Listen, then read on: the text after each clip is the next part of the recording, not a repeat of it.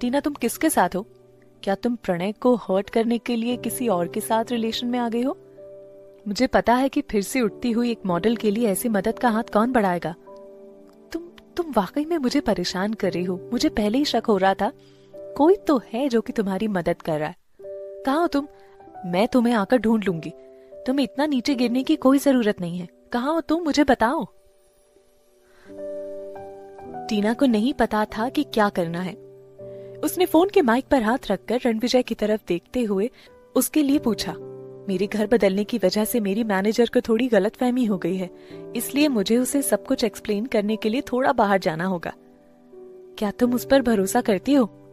वास्तव में रणविजय ने पहले से ही रितिका के पीछे अपने आदमी लगा रखे थे। उसके पास रितिका की सारी जानकारी थी। वो काफी प्रोफेशनल और अच्छी मैनेजर थी।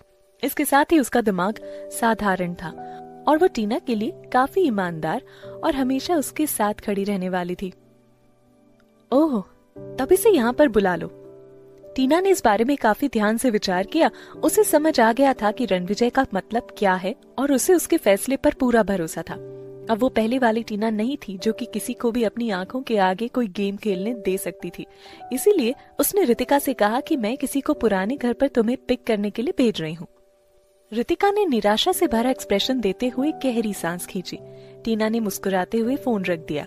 उसने फोन नीचे रखा और रणविजय की तरफ घूमते हुए कहा, मैंने पानी भर दिया है, क्या तुम अब खुद से नहा लोगे?